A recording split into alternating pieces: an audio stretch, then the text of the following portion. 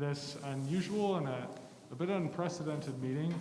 Thank you to our student fee board members for being here. Thank you to our administration for being willing to attend this meeting and inform us. And thank you to those of you joining us virtually, streaming on YouTube Live, or streaming live on YouTube. Welcome. And as well, I would add, thank you for the participation and interest in our student fees. As the chair of the student fee board, it's encouraging to know that people care and that people have a vested interest and seek to be informed. This will be a largely informative meeting. There have been a lot of changes to student fees resulting from a recent audit from the state. That'll be discussed further. As well, there will be an opportunity to submit questions. Those of you here from the student fee board, each table has received a paper with a QR code on it to submit questions, and there will be a period where I will review and ask those questions. So moving forward, I'll turn the time over to our presidents. So USUSA President Sammy Ahmed and University President Noel Cockett. Okay. Thank you, Chair Stevens. So we're happy to be here. Just quickly before I turn the time over to President Cockett. So it's really important that you submit those questions, and Lucas will be able to read it to us, and we can answer them. But I want to point out this is only an hour, maybe a little over that. So we're kind of pressed on time. So if any questions don't get answered, we'll have the bank of questions we can go over and review. So with that, just make sure if you have anything that comes up to your mind or anything that you're submitting them as you go. So with that, we are here to discuss a proposal here, and we're going to largely focus on that. And we will be looking at the different aspects and the impact it can have on students and the university as a whole. So I'll turn the time over to President Cockett. Okay, thank you. Glad to be here. I was going to give you a little history. I won't go back too far, but the process of which tuition and student fees are reviewed and requested. I can tell you that I have never seen student fees or tuition lowered in all the decades I've been here. It's always increased or remained flat. And that is beginning to be a major problem for stakeholders, legislators, parents, students, the board of trustees that governs our university, as well as the board that governs the higher education in the system. So this year, the presidents were charged to keep, as much as possible, tuition and student fees flat. In the past, the student fees have been done very disconnected from the discussion of tuition. But last year, two things happened. The first was that state audit that reviewed student fees at all 8 public higher ed institutions.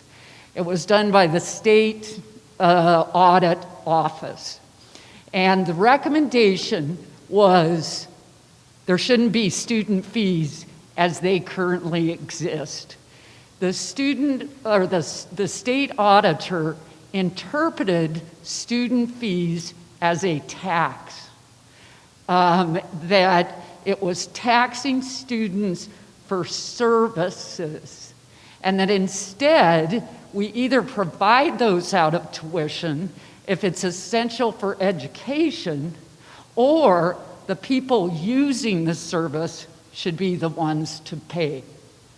Well, quickly you can realize that over decades of adding to student fees and now being at $536 for a full-time undergraduate resident student per semester to try to figure out a way to have everyone pay for what they're getting would make certain things so expensive nobody could afford to do it, right? So instead, what our Board of Trustees said, try to keep student fees flat. We do have to raise tuition because of something the state didn't fund us, but we're just talking student fees today. So the second thing, so the audit was the first thing. The second thing was that feedback from a lot of different groups that the higher education universities in Utah need to stop raising student fees and tuition. The third thing was the process that they wanted us to go through. And we were audited, Utah State, along with everybody else. This student fee board was actually held up to the other institutions as the model. There are other institutions in the state, which if I named them, you would recognize them, that do not have any kind of hearing on student fees. The administration decides what they're going to be, and next year that's what they publish in their bulletin. So there were a lot of changes that had to happen across the system. What they wanted us to do is not held student fee board conversations separately from tuition. So it's actually clear what you have to do. So our meeting here is a follow-up on a second meeting on a previous meeting you had. And this student fee board recommended what is a net increase in student fees of $4.90. Increase the ARC fee by $6.50, decrease the technology by $1.60, that's a net $4.90. 2 days after that, Sammy and I are in the Board of Trustees meeting, and our Board of Trustees said, we would like you not to raise student fees, period. You can fluctuate them, you can change them across, but the net amount should stay the same, okay? Now what's odd is we have no process at Utah State to actually decrease fees. We have never done that before. It's always been increased, or the unit itself says, like technology, we'll close down a lab and a computer lab in Old Main so we can lower that fee. Okay, I mean, this never happens. It's just creeping up and creeping up and creeping up.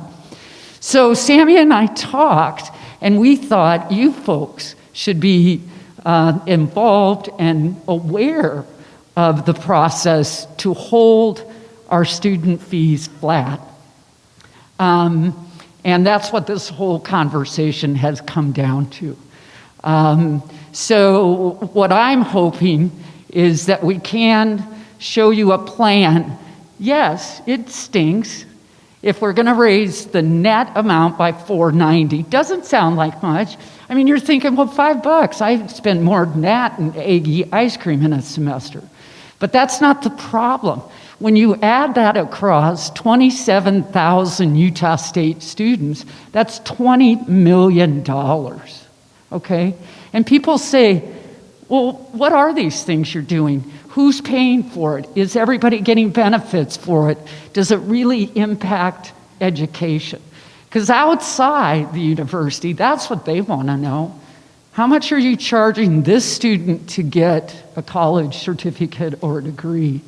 And I'm ready to defend what we want to do, but in the back of my head, I don't believe any other institution will have an increase in student fees this year. That's how strong this is, to hold things flat. We just can't keep it and can't keep it and go and go. So again, what's changed here is twofold. One, I need to bring the student fees together with the tuition. When we do that hearing, the truth in tuition, it's now called truth in tuition and fees, so people can see what the total change is. The average student does not notice, I pay this much for fees and here's what I get for it, and I pay this much in tuition and here's what I get for it. They look at the bottom line. And because that's a very common way, that's why the system of higher ed in Utah said, stop doing them separate. You got to bring them together. So all this, we're still in the recommendation stages, and even I don't make the decision. It's actually the Utah Board of Higher Education that has final approval of what will happen with student fees and tuition. So we get a recommendation from you. We'll have a truth in tuition and fees on March 3rd. We'll get a recommendation there. We're getting recommendations from the statewide campus fee board. We're getting recommendations from the tuition committee. I can't remember what they're called. We get recommendations for the executive council. I get recommendations from various groups. We take them to the trustees as a recommendation. They decide what they're going to recommend, and then they take it to the Board of Higher Education for the state. So again, I appreciate you guys giving all of this great input time, but it's making a huge difference. Remember that, 27,000 students in the Utah state system. So that's what you guys are representing. So that's my background. Okay, so with that kind of background history, we want to get into what the actual fee recommendations are and the increases and decreases. So before we get into that, I do want to add part of the fees that we're discussing here, some of the funding is going to go to tuition. It's transitioning over, but this is currently just dealing with the 490 problem that we have. So this is what that is highlighting. So all of you should have it on your table. If anyone doesn't, raise your hand. And I'll walk you through kind of how we got to this point. So initially when we were looking at all our fees, we decided that some of the things would be more appropriate to be on tuition and have that come through a guaranteed source there by the institution instead of relying on students alone to fund it. So we looked at things like salaries that are attached to fees. Should that be more on tuition rather than student fees? And if we agreed on that, we would transition that over to tuition and have that, and that would allow the fees to remain stable. So a good example is athletics, for example, is 139.64 right there, and there might be a component of it attached to salary. So by transitioning that to the salary portion to tuition, that would allow the athletics fee to remain stable, so it won't raise year to year. But others like activity, for example, it's more dealing with the student involvement office, those types of individuals who have direct involvement with students, those kind of salaries could remain on student fees. So we looked at that, and after we made all the transitions to tuition and kept some on fees, we still had that 490 to reduce. So the proposal you see in front of you is the decrease amount with each fee and how much that would be. And I will go through all of them and kind of tell you how they're being funded and where some of that is going to come from. So the activity fee is actually just going to decrease by 21 cents. And the building fee is going to decrease by $1.21. That's going to come off some other buildings that are involved in that. And athletics will actually have a reduction in 80 cents. So the associated revenue amounts are on the right hand side. So same with Aggie Shuttle. Now you'll notice With health and services, that's actually going to transition to tuition and be funded through the university in that way. But because it's such a critical source for students' well-being, that will actually remain untouched, and it will be fully funded, and nothing will happen to any of the current services or people that are working in there. The technology fee already decreased by $160 this year, but a further 39 cents decrease will be associated with that, and same with campus rec, library, and music and theater will have that as well. So now we're getting to the Aggie Bike and Blue Goes Green, so I'll kind of come back to those. With counseling services, that's also another critical resource for all students, so that will also transition to tuition and remain untouched, because it's also a critical resource for those Aggies that might be struggling in those areas. We don't want to impact that further by decreasing things. So now let's talk about the Aggie Bike program and the Blue Goes Green program. So here's the proposal with these two. So the Aggie Blue Bikes, we are proposing that no longer become a student fee, but a portion of it transitions to tuition. So you'll see that 111, that's the amount associated with salaries and people working there. So if that goes over to tuition, then their jobs are guaranteed, which would leave us with that 167. And that's kind of what you guys have been hearing about through social media and stuff. When people talk about Aggie Bikes being cut, that's what it's implicating. So here's the proposal with that. So President Cockett and I and Dave Cowley and James met earlier today, and we discussed possible solutions to that 167. How can we help the Aggie Blue Bikes program, but still have them share the burden of some of the associated cuts that other areas are receiving. So here's our proposal with that. Right now, there are students who buy parking passes and staff and faculty who buy parking passes. So we are saying that we can fund a majority of that, the revenue amount, through a surcharge on those parking passes. The cost wouldn't be very much when it's dispersed among the different individuals who are buying parking passes, but it will allow the Aggie Blue Bikes program to receive a good amount of their funding. So it might be, we don't know the actual cents amount, but the majority of it will be funded through like a little charge you get on your, once you purchase a pass.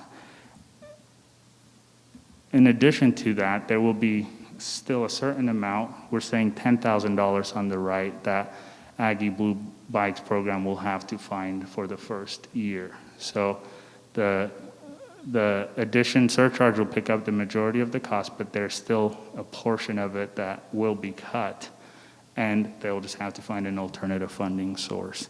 The Blue Goes Green program is also no longer going to be a student fee, but there's already, I don't know what it's called, but a surcharge on airfare travel that departments pay when they go around, or professors or whatever. That will be its new source of funding. So it'll still have an associated cut of 2 cents, but for the majority of it, that's where the funding will come from. So you can see the 490 being raised is matched with the 490 being cut with the rest of the fees. So anything to add? Yeah, one thing, I got a lot of email about this, and I really appreciate, the sentiment. A couple of people said, we would like to keep this on student fees because then it's guaranteed. I need to explain that. Actually, that amount is charged for every student that takes 12 to 18 credits in a semester that's a resident, right?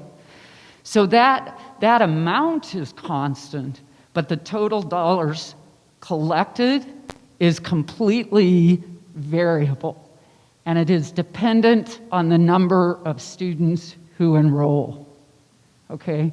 So if you want a steady source of funding for one of these, you put them over on tuition, because we collect tuition plus a bunch of stuff, and we use that to pay the budget. So if the salary is on tuition, we pay that salary. If the salary is on student fees and we don't have the enrollment, they may not have the money to pay it. So this is, when you get over to the revenue reduction, as you can see, it's really rounded off. It's rounded off because we're estimating how many students will be paying that amount of money, but it is not guaranteed. If enrollment drops, it'll be less. If enrollment increases, it'll be more. So, but we have to, that's why so much of this is focused on the dollars and cents rather than the total amount that is needed. All right. Dave or VP Kelly or VP Morales, do you have anything to add, or should we proceed to questions? Okay. All right. Lucas, if you want to read the questions. So I've grouped a few of these together, and there are a few threads where it's very similar questions that I've grouped together. So first question, why do sustainability programs seem to bear the brunt of this decrease? Could you comment on this in the context of USU's commitment to carbon neutrality by 2050? And as well, I'll add one more thing onto this question. Also, can you comment on the impact this could have on low-income, vulnerable, and international students?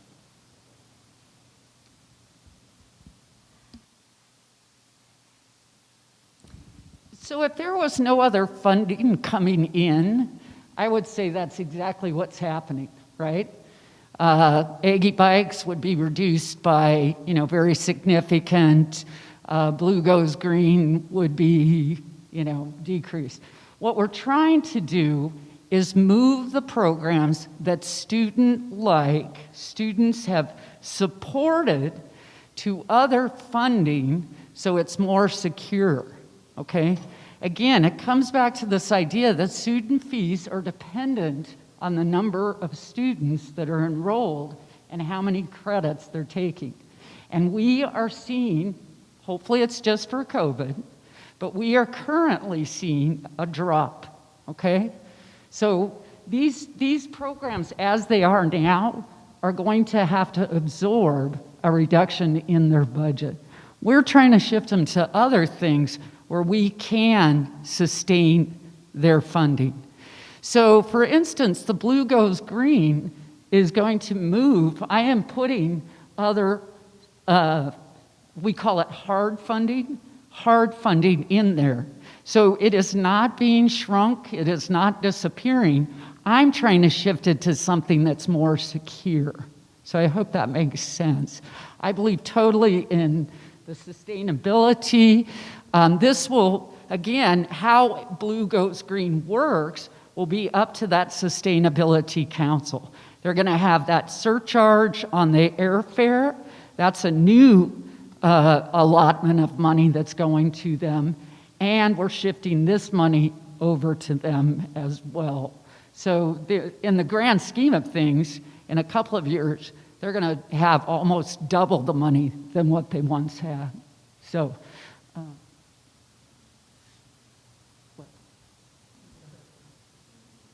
low income.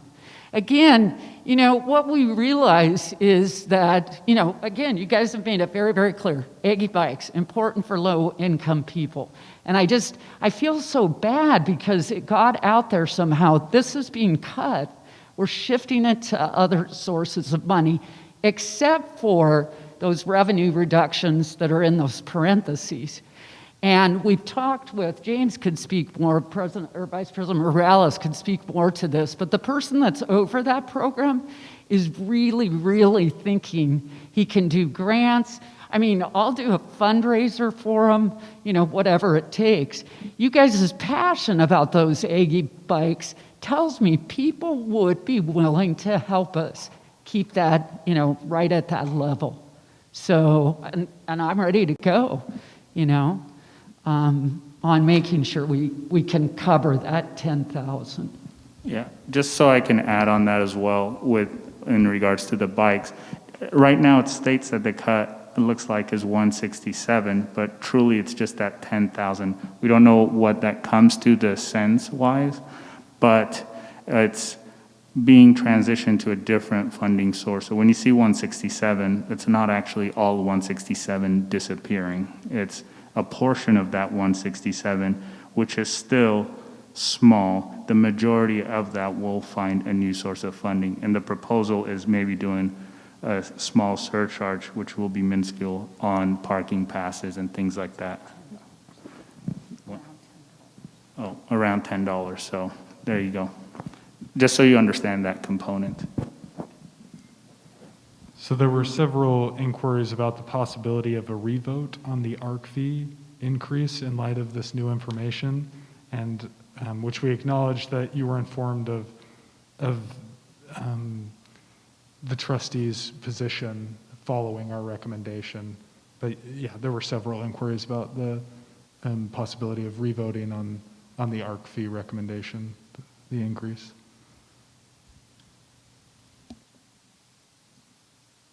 So, one thing to remember, again, this is a recommendation. So even the ARC fee going up was a recommendation. So that still can be scrutinized later. But the bigger question on that is that will come back later. It's not really, we're just delaying it now to move it to later, essentially. So it's not necessarily,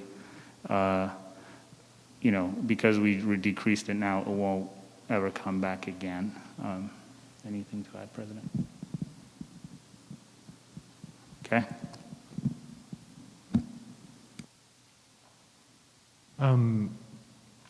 There were several concerns expressed with the control or lack thereof that students might have over monies being transferred over to tuition. So basically a concern about maybe a loss of student influence there with how monies are spent. Right. So again, I think there's a feeling like student fees, we own that, and I get that. And it signals to me the kinds of things you think are important, like Aggie Blue Bikes, under the library, the open educational resources, whatever, computer labs, et cetera, CAPS, the counseling and psychology, the health services. Once I have confidence that that's something you guys want, that's the plan. We'll move it over to tuition so that it's hard funded. So those salaries will be in the budget. So it's a crazy time because we're doing a very big swap right now, but that's because of the audit. We were told, we were charged, I was told under no circumstance, I have to get this in better alignment. And so this year has been a lot of work. After this, I think, like a new idea comes. In the future, every student fee that's still up here has to be absolutely scrutinized and renewed every 5 years, okay? See, that's where they realized we had no process. The whole state had no process of reviewing these and saying, is this still of value now? Okay, they just kept creeping up. So that's what the state has done. 5 years from this year, we will be back asking you, is this one okay at what it is? Is this one okay what it is? Is this one okay? And at that point, you're gonna do thumbs up, thumbs down. But we had to do that, get it in alignment now.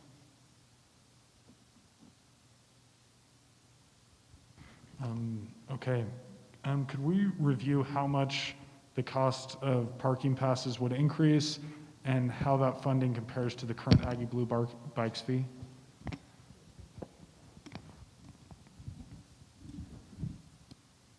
So if I don't answer this exactly, you can go ahead and restate it or the part that I miss. Just a little bit of perspective here. So that $1.67 on the Aggie Blue Bikes would actually reduce that budget by about $60,000. Because we're going to add a fee to the parking passes, we'll be able to recover about $50,000 of that for the Aggie Blue Bikes program. That's why you see here that their net cut is only about $10,000. So what that means is over the number of parking passes, all parking passes, we need to increase those parking passes to recover about $50,000 additional dollars. So what we'll take a look at is, would that be on a per pass basis? So just to make the math easy, if there's 5,000 passes issued, each one would need to go up $10 a year in order to generate $5,000. Or we would also look at maybe it's in proportion to the cost of a pass rather than at the same dollars per pass. So we'll evaluate all of those options. But the bottom line is parking passes will go up slightly in order to recover the $50,000 to replace the greater portion of what is being lost on this Aggie bike decrease. So hopefully that makes sense, and if I didn't quite get that right, I'll be happy to jump back in. So I also, again, this was Sammy and his vice president, Dexton, wasn't it? Dexton Lake. And he's cut his hair, I think, since the last time I saw him. And I think it's great, right? I mean, the idea of the bikes is reduce, carbon, make us more sustainability, get us out there riding bikes. And instead of charging every student wherever they might be, I mean, whether they're even using a bike here on campus, put it back on a car that's parked on campus. To me, that again, I mean, it sends a good message, I think. I just love the idea. We keep Aggie Blue Bikes going, and we make people a little more conscious about driving and parking on campus.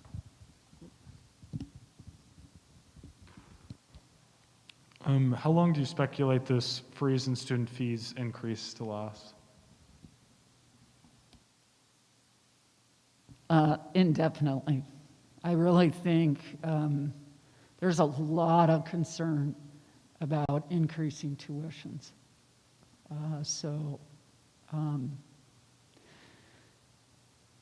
I can't say. I mean, it's definitely going to keep on for a couple of years. I know that. Okay.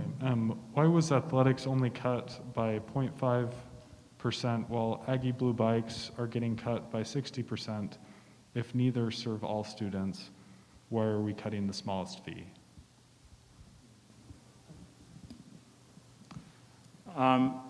So again, the concept of other funds will, replace some of these costs. But I do want to highlight to, the fee board and other students is it's not always apples to apples comparison. It's not always looking at this fee versus this fee, and we need to cut the exact same proportion.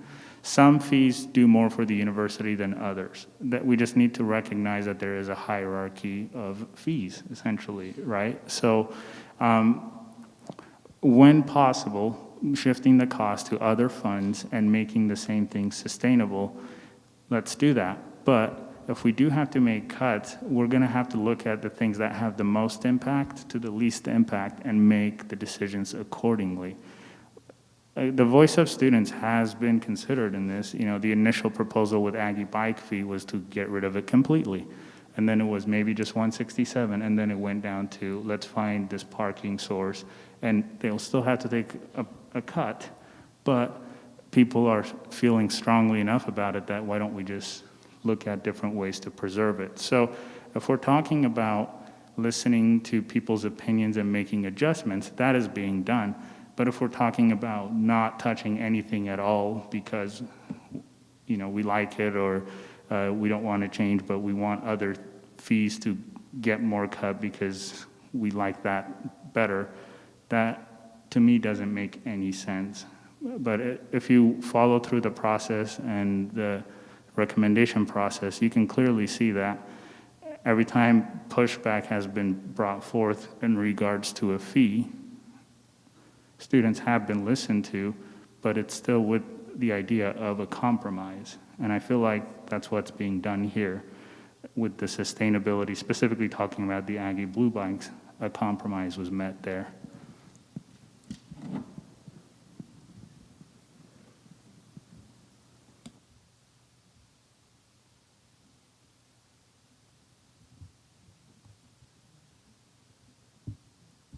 So again, we had to look at ways to fund this through other sources.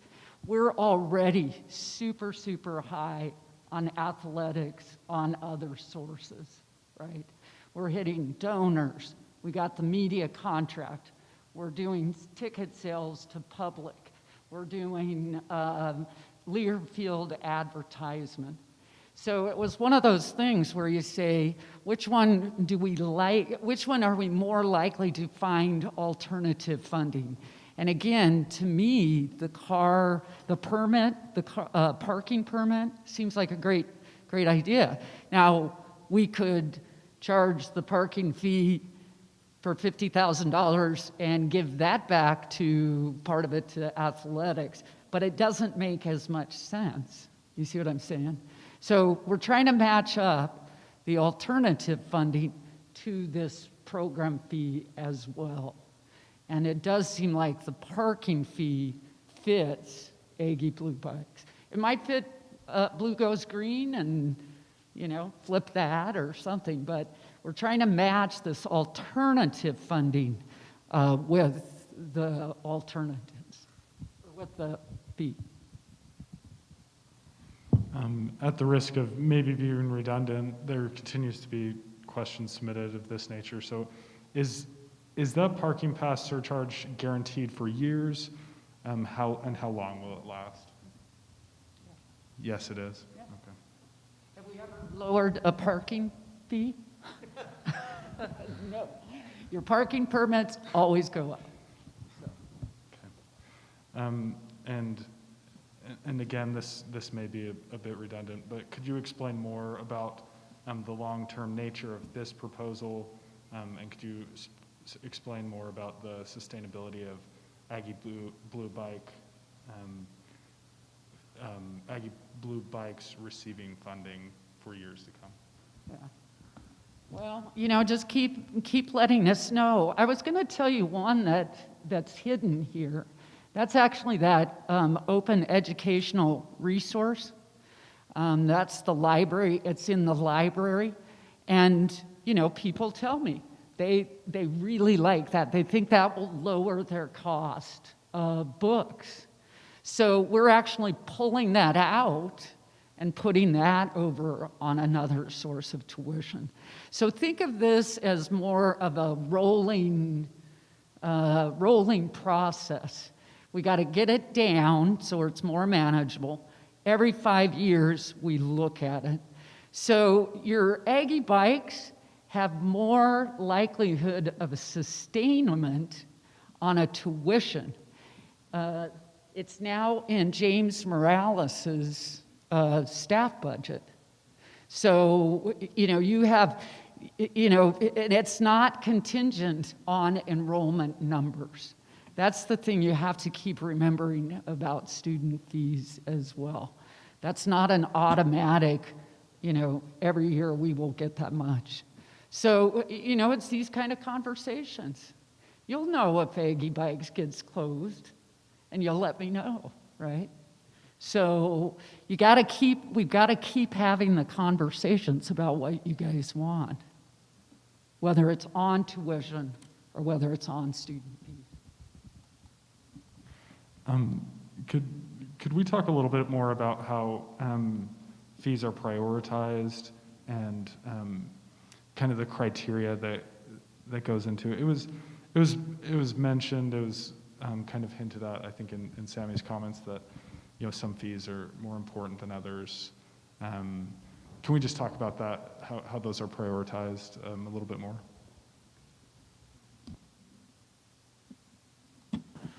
Yeah, so obviously the easiest one is the impact it can have on students and the number of students. That's one way we can quantify it. And for example, since people keep talking about athletics also is one that generates revenue, and it bring a lot more students are impacted by that, the athletes themselves.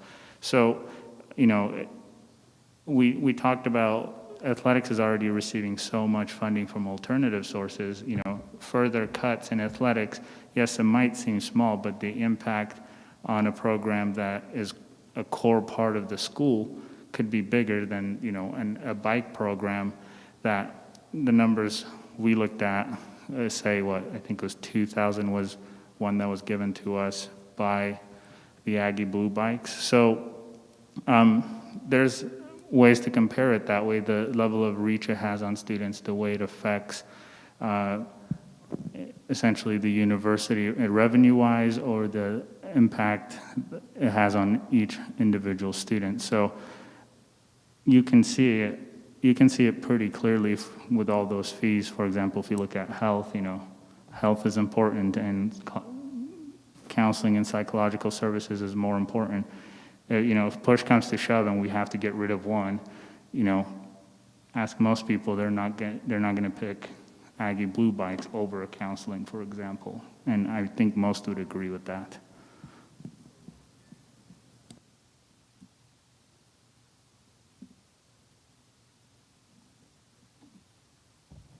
I'll just add that 5-year review, now that it'll be implemented, will be enormously helpful too for student fees. Are you getting what you expect out of that? And I always remember the ARC. I was here at the university. Anybody else around here, were you here when that got voted on? So it's a $75 per year or per semester? Per semester. It was led by the president at that time, and James, over a couple of years. And the students we talked to, this was very, very exciting. But the people that passed that are long gone, and you guys are still paying that. So that worries me a lot when we keep putting stuff on student fees. I just hope you guys realize, not only are you representing the 27,000 USU students, you are representing the future students as well. And I can't tell you how pleased I am with the 5-year review, because we will be able to look and see if it's still needed, it's still relevant.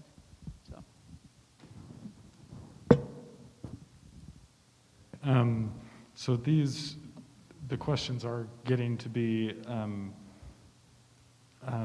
very redundant, and they've already been addressed. So I would say I would recommend we kind of enter the final stages of these questions. So, and this might be for Vice President Kelly, but there's been a few questions about parking. Isn't parking also dependent on enrollment? And sorry, I should talk louder. Isn't parking also dependent on enrollment, and just kind of concerns about the details of the parking fee? So certainly anything that generates money from students is always going to fluctuate with the enrollment up and down. So there are fluctuations in students. There's not a lot of fluctuation in faculty and staff, however, right? It's pretty stable, although it does fluctuate a little bit. But the bottom line is they have long-term planning about the not only the costs that they need to raise each year to be able to meet the debt service that they have on parking terraces, for example, but also the maintenance on the lots and snow removal and all of those kinds of things. But we're also looking forward many years into the future, understanding that we will need more structured parking, like the parking terraces, as the campus continues to grow and surface lots on the interior of campus need to be sacrificed for a building. You can't continue to do that without replacing the parking, and the only way to get more parking in the areas that it's needed is to go with structured parking. So we have long-term plans. Every single year there is a little bit of an increase, but once again, what that is that's trying to just make sure that we are on pace to be able to afford the things that we have now, but also prepare for the time when it's time to make a capital outlay, perhaps for a new parking terrace. So the parking terrace, the gateway parking terrace that just went up is a good example. We did have to bond for that parking terrace. We are making bond payments, but not the entire cost of that terrace needed to come from bonds, because we were incrementally saving, putting money aside so that we already had some of the money, and then we bonded for the rest. And so there's certainly enough flexibility within parking and their overall long-term strategies to deal with a little bit of fluctuation in enrollment.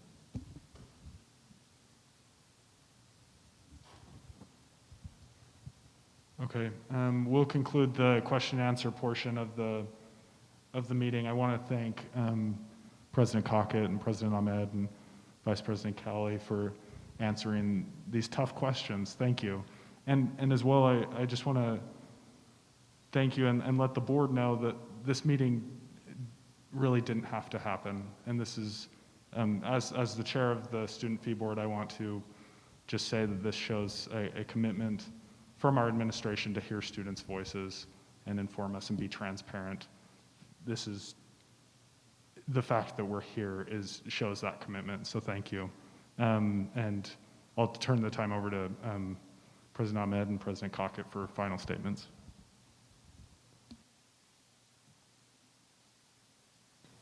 Well, I've probably talked enough. I think, again, thank you so much for making us realize how important those two programs are.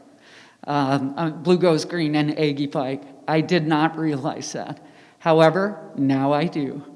And so let's look forward to next year. I think, again, you guys need, if you're still on this, we need to be really careful that the net increase is flat, or that the net amount remains flat.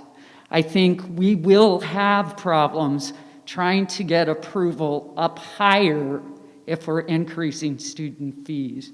So again, the weirdness of this is about tenfold, right? We had to move all these fees over to other funds to meet the audit. We had to come up with a zero net increase, et cetera, et cetera. But the whole process will continue. And so next year, maybe I can come to the first meeting as well. And I just want to add also, the intent with this is not to harm students or to make sure that, some resources are gone. It's just with the constraints that we face, what is the best thing that we can do? So, I've personally, in these meetings I've been involved in, I haven't detected any alternative motives or nefarious means to keep students from a resource that they enjoy. But I hope you could see that President Cockett does really value your voice, to the point that the proposal walked from complete elimination to a small decrease. So let's just keep that in mind. It's not unlimited money. You can have 700 bikes for each person. It doesn't matter. But with the constraints that we have, student voice was listened to, at least in the meetings I was in. The students I represented and the voices that I shared and the concerns that I shared were listened to. So I hope that's clear, and if you guys have any questions, I'm happy to meet with any of you for however long. We'll go through spreadsheets, anything you want to see, I'd be happy to do it. So just realize this is where the recommendation stage is at, and my office is always open, and I'm happy to take any further questions later. So thank you. There you go. And we'll conclude the meeting with, and I just want to thank you again to the Student Fee Board. Thank you for your being prepared for all these meetings and for your participation. These were great questions and your engagement in this meeting. And thank you to those who tuned in virtually and for all those who made their voices heard. So thank you. We'll conclude our meeting. Go Aggies.